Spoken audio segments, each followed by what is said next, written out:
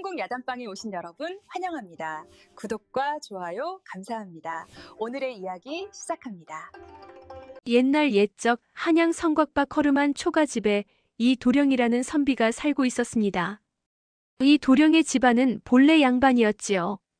할아버지 때까지만 해도 벼슬을 하며 제법 살림이 괜찮았습니다.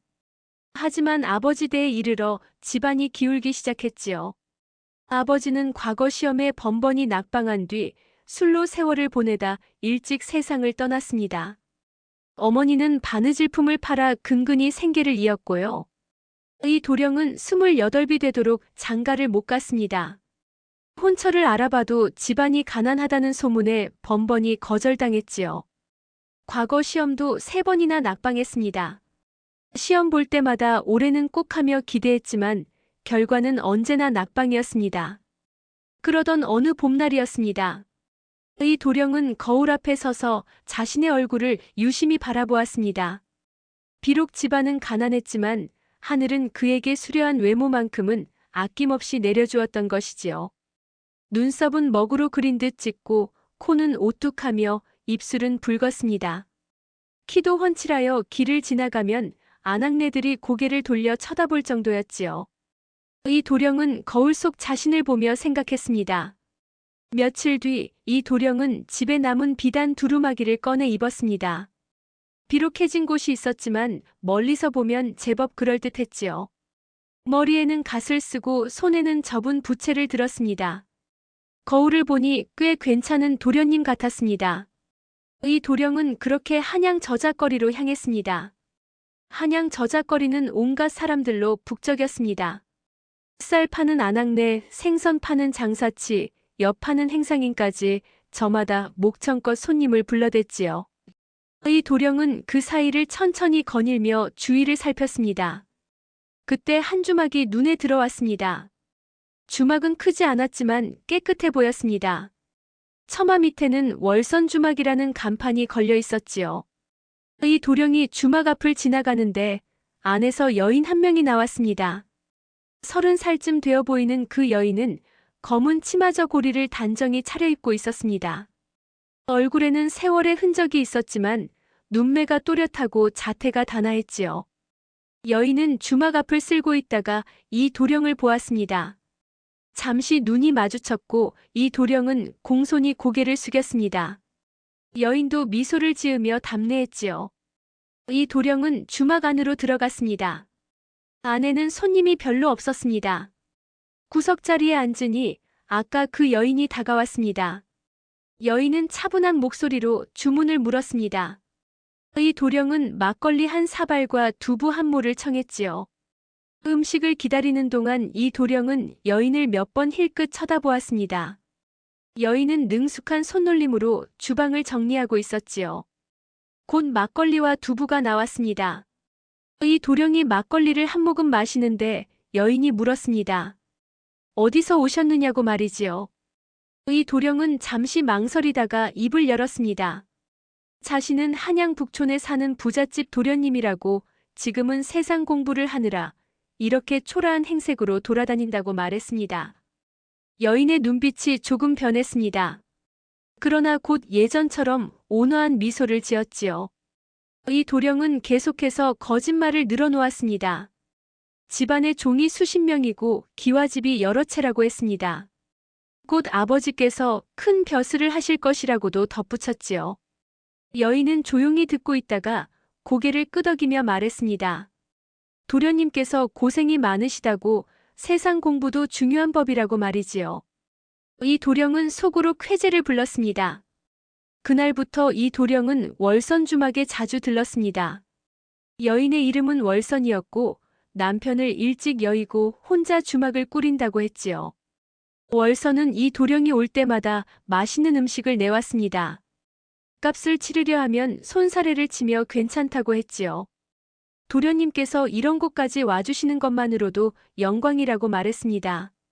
이 도령은 점점 월선 주막에 정이 들어갔습니다. 보름이 지났습니다. 이 도령은 이번에는 북촌 양반 거리를 거닐었습니다. 큰 기와집들이 줄지어 서 있었고 담장 안에서는 매화 향기가 풍겨나왔지요.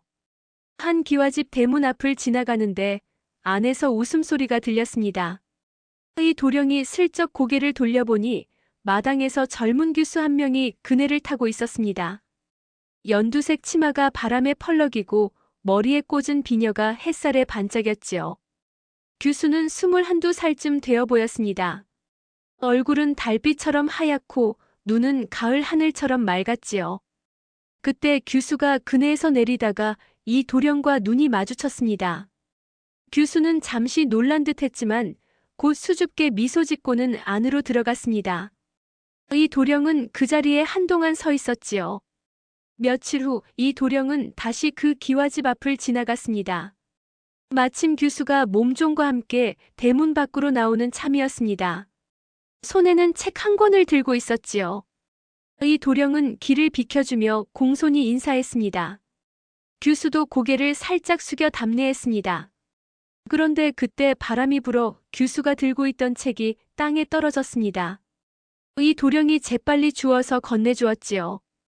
규수는 고맙다는 인사를 했고 이 도령은 무슨 책이냐고 물었습니다. 규수는 시집이라고 대답했지요. 두보의 시를 좋아한다고 말했습니다. 이 도령은 기회다 싶어 자신도 두보를 좋아한다고 말했습니다. 그러면서 시 한 구절을 읊었지요. 규수의 눈이 반짝였습니다. 두 사람은 그렇게 시 이야기를 나누었습니다.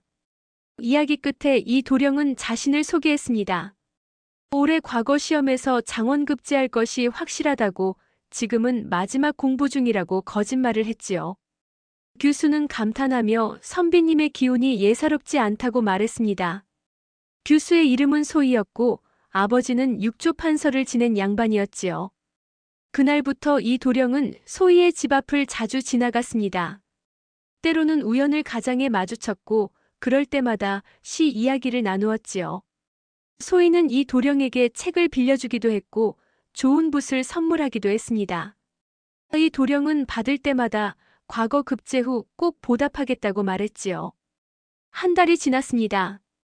이 도령은 이제 월선 주막과 소희의 집을 번갈아 다니며 바쁜 나날을 보냈습니다. 월선에게는 월요일과 수요일과 금요일에 갔고 소희에게는 화요일과 목요일과 토요일에 갔지요. 일요일만큼은 쉬어야겠다고 생각했습니다. 그런데 어느 일요일 이 도령은 남산 기슭을 거닐고 있었습니다. 봄바람이 살랑살랑 불어오고 진달래가 만발했지요. 산길을 오르는데 앞에서 여인 한 명이 걸어오고 있었습니다. 여인은 연분홍 치마저고리를 입고 있었습니다. 허리는 버들같이 가늘고 걸음걸이는 제비같이 가벼웠지요. 얼굴에는 살짝 미소가 걸려 있었습니다. 이 도령과 여인이 좁은 산길에서 마주쳤습니다. 이 도령이 길을 비켜주려는데 여인이 먼저 말을 걸었습니다. 혹시 길을 아느냐고 정상까지 얼마나 남았느냐고 물었지요. 이 도령은 친절하게 설명해 주었습니다. 그러면서 자연스럽게 대화가 이어졌습니다. 여인의 이름은 춘심이었습니다. 25살이었고 예전에는 기생이었으나 지금은 그만두고 혼자 살고 있다고 했지요. 작은 집 한 채를 얻어 바느질로 생계를 이었다고 말했습니다. 이 도령은 춘심의 솔직함에 조금 놀랐습니다. 두 사람은 함께 산을 올랐습니다. 정상에 오르니 한양이 한눈에 보였지요. 춘심은 경치를 보며 감탄했습니다. 그때 이 도령은 또다시 거짓말을 꺼냈습니다. 자신의 아버지가 지방 고을의 수령이라고 곧 한양으로 올라와 더 큰 벼슬을 할 것이라고 말했습니다. 자신도 곧 벼슬길에 나설 예정이라고 덧붙였지요. 춘심은 눈을 크게 뜨며 놀랐습니다. 그러면서 자신 같은 천한 몸이 도련님과 이렇게 이야기를 나눠도 되느냐고 물었지요. 이 도령은 신분이 무슨 대수냐며 사람은 마음이 중요한 것이라고 말했습니다. 춘심은 이 도령의 말에 감동한 듯 보였습니다. 그날부터 이 도령은 일요일마다 춘심을 만났습니다. 남산에서 만나기도 하고 청계천 근처에서 만나기도 했지요. 춘심은 이 도령에게 직접 지은 옷을 선물하기도 했고 맛있는 음식을 싸우기도 했습니다. 이 도령은 받을 때마다 고맙다고 말하며 나중에 꼭 보답하겠다고 약속했지요. 이제 이 도령의 일주일은 완벽하게 채워졌습니다. 2달이 흘렀습니다. 이 도령은 새 여인을 만나며 그야말로 호강을 누렸습니다. 월선은 맛있는 음식을 챙겨주었고 소희는 귀한 책과 문방사우를 선물했으며 춘심은 정성껏 지은 옷을 입혀주었지요. 이 도령은 매일 배불리 먹고 좋은 책을 읽고 새 옷을 입었습니다. 하지만 점점 문제가 생기기 시작했습니다. 월선이 물었습니다. 언제쯤 부모님을 뵐 수 있겠느냐고 말이지요. 이 도령은 당황하며 부모님께서 지금 지방에 계신다고 둘러댔습니다. 소희도 물었습니다. 과거 시험이 다음 달인데 준비는 잘 되고 있느냐고 말이지요. 이 도령은 식은땀을 흘리며 완벽하게 준비했다고 거짓말했습니다. 춘심도 물었습니다. 아버지 수령나리께서 언제 한양으로 오시느냐고 말이지요. 이 도령은 머뭇거리며 아직 부임 전이라고 얼버무렸습니다. 거짓말이 점점 눈덩이처럼 커졌습니다. 그뿐만이 아니었습니다. 새 여인을 만나는 일정이 겹치기 시작했지요. 어느 날은 월선이 갑자기 저녁을 같이 먹자고 했습니다. 그런데 그날은 소희와 만나기로 한 날이었지요. 이 도령은 황급히 월선에게 급한 일이 생겼다며 사양했습니다. 또 어느 날은 소희가 좋은 차를 구했으니 함께 마시자고 했습니다. 그런데 그날은 춘심과 남산에 가기로 한 날이었지요. 이 도령은 몸이 좀 안 좋다며 핑계를 댔습니다. 거짓말에 거짓말이 꼬리를 물었습니다. 이 도령은 밤에 잠을 이루지 못했습니다. 언젠가는 들통날 것 같다는 불안감이 엄습했지요. 하지만 동시에 이런 생각도 들었습니다. 조금만 더 버티면 이 중 한 명만 확실하게 낚으면 인생이 펴질 것이라고 말이지요. 이 도령은 그렇게 아슬아슬한 줄타기를 계속했습니다. 석 달째 접어들었습니다. 한양 저작거리에는 이상한 소문이 돌기 시작했습니다. 요즘 한 선비가 이곳저곳에서 자주 목격된다는 소문이었지요. 월선 주막의 단골 손님 한 명이 월선에게 말했습니다. 요즘 도련님이 북촌 양반 거리에서도 보이더라고. 어느 교수와 이야기를 나누는 것 같더라고 말이지요. 월선은 그저 웃으며 넘겼습니다. 하지만 눈빛은 조금 달라졌지요. 소희의 몸종도 소희에게 귀띔했습니다. 저작거리 주막에서 아씨께서 아끼시는 그 선비를 봤다고 주막 주인 여인과 친해 보이더라고 말했습니다. 소희는 고개를 끄덕이며 알았다고 했습니다. 그러나 입가에는 묘한 미소가 걸렸지요. 춘심의 옛 기생 동료도 춘심을 찾아왔습니다. 언니가 요즘 만나는 그 양반이 수상하다고 다른 곳에서도 여인들과 어울리는 것을 봤다고 경고했습니다. 춘심은 차분하게 듣고는 괜찮다고 답했습니다. 하지만 눈빛에는 무언가 결심한 듯한 빛이 어렸지요. 세 여인은 각자의 자리에서 조용히 생각에 잠겼습니다. 그리고 며칠 후 우연인지 필연인지 세 여인은 같은 찻집에서 마주쳤습니다. 한양 종로 어귀에 있는 고급 찻집이었습니다. 월선이 먼저 들어가 자리에 앉았습니다. 잠시 후 소희가 몸종과 함께 들어왔지요. 두 사람은 서로를 보고 어디선가 본 듯한 느낌을 받았습니다. 월선이 먼저 말을 걸었습니다. 혹시 전에 뵌 적이 있느냐고 말이지요. 소희도 고개를 갸우뚱하며 그런 것 같다고 답했습니다. 그때 춘심이 찻집으로 들어왔습니다. 춘심은 두 사람을 보더니 잠시 멈칫했지요. 어디선가 본 얼굴들 같았습니다. 세 여인은 자연스럽게 한자리에 모이게 되었습니다. 차를 마시며 이야기를 나누던 중 우연히 같은 선비 이야기가 나왔습니다. 한 선비가 요즘 한양에서 화제라는 이야기였지요. 월선이 물었습니다. 혹시 이 도령이라는 분을 아느냐고 말이지요. 소희의 눈이 커졌습니다. 자신도 그분을 안다고 대답했습니다. 춘심도 놀라며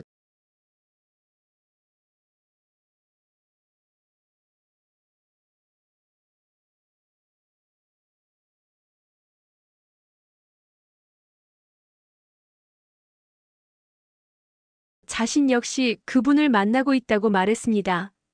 세 여인은 서로를 바라보았습니다.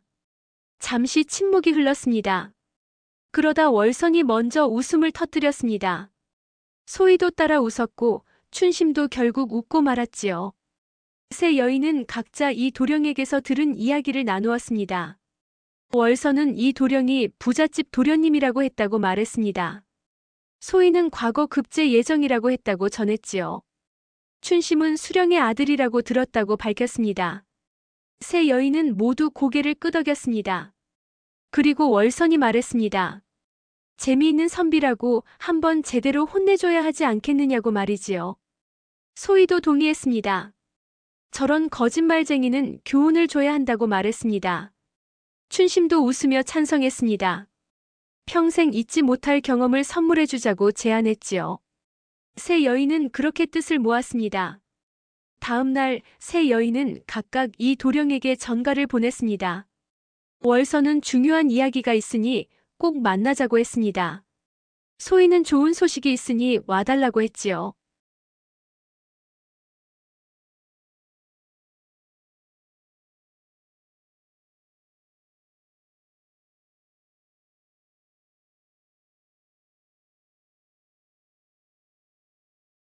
춘심은 급한 일이 생겼으니 도와달라고 전했습니다.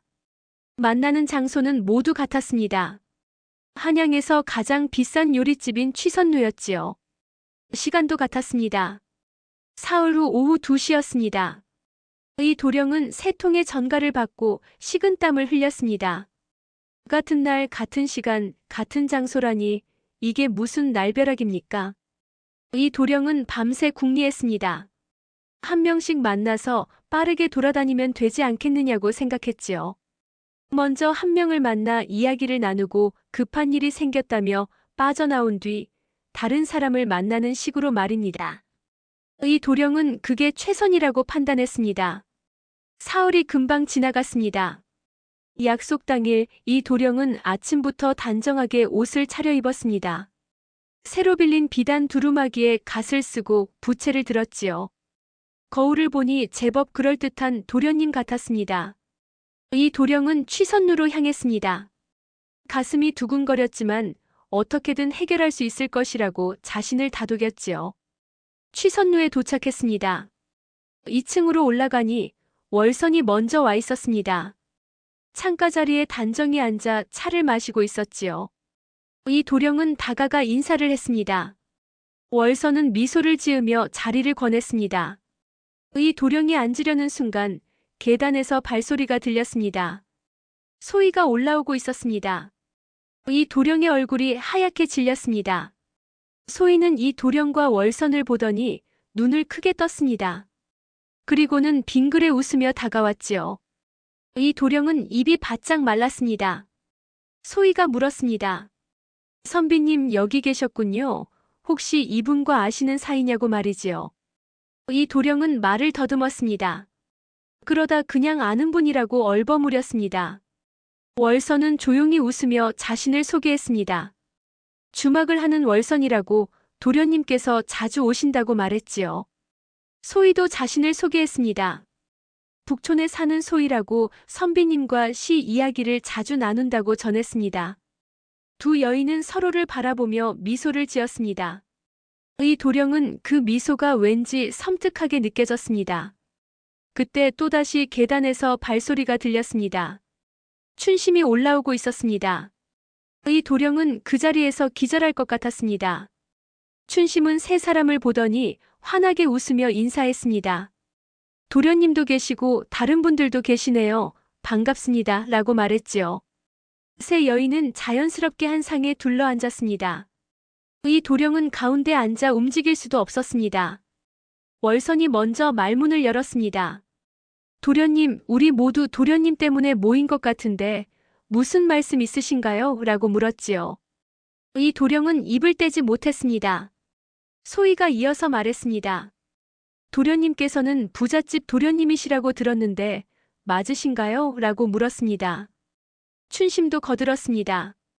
저는 수령날이 아드님이라고 들었는데요. 라고 말했지요. 세 여인의 시선이 이 도령에게 쏠렸습니다. 이 도령은 땀이 비오듯 흘렀습니다. 이 도령은 더 이상 버틸 수 없었습니다. 결국 무릎을 꿇으며 말했습니다. 자신이 거짓말을 했다고 용서해달라고 빌었지요. 세 여인은 조용히 그 모습을 지켜보았습니다. 이 도령은 털어놓았습니다. 자신은 가난한 선비일 뿐이라고, 집안이 기울어 장가도 못 간 처지라고 말했습니다. 여러분께 거짓말을 한 것은 정말 잘못이라고 사과했지요. 주변 손님들도 이제 상황을 눈치채고 구경하기 시작했습니다. 한 노인이 혀를 찼습니다. 요즘 젊은 양반들이 저게 뭔가 하며 고개를 저었지요. 아낙네들도 수군거렸습니다. 우리 딸은 저런 놈 절대 안 보낸다고 말했습니다. 이 도령은 얼굴이 땅에 묻히고 싶었습니다. 그때 요리집 주인이 나타났습니다. 오늘 음식값은 누가 내시겠느냐고 물었지요. 이 도령은 주머니를 뒤졌지만 빈털털이었습니다. 새 여인이 킥킥거리며 웃었습니다. 역시 거짓말쟁이답다고 밥값도 못 내면서 부자 행세를 했다고 말했지요. 이 도령은 그야말로 망신창이가 되었습니다. 바로 그때 요리집 문이 활짝 열렸습니다. 한 고관이 위험 있는 모습으로 들어왔습니다. 붉은 관복을 입고 허리에는 옥대를 찬 모습이었지요. 고관이 큰 소리로 외쳤습니다. 이 도령이 어디 있느냐고 말입니다. 모두가 깜짝 놀라 고개를 돌렸습니다. 이 도령이 벌떡 일어나며 외쳤습니다. 숙부님이라고 말이지요. 사람들이 웅성거렸습니다. 숙부님이라니 저 고관이 이 도령의 숙부란 말인가 하며 놀랐습니다. 고관은 의정부 영의정이었습니다. 영의정이 이 도령에게 다가와 말했습니다. 이놈이 또 집을 나가 말썽을 부렸구나 하며 한숨을 쉬었지요. 그리고 새 여인과 주변 사람들에게 고개를 숙였습니다. 조카가 민폐를 끼쳐 죄송하다고 자신이 모든 것을 책임지겠다고 말했습니다. 사람들은 그제야 깨달았습니다. 이 도령이 진짜 양반집 도련님이었다는 것을 말이지요. 비록 가출한 신세였지만 영의정의 조카라는 신분은 진짜였던 것입니다. 새 여인은 서로 눈을 마주 보았습니다. 월선이 먼저 입을 열었습니다. 그럼 도련님의 신분은 거짓말이 아니었네요 라고 말했지요.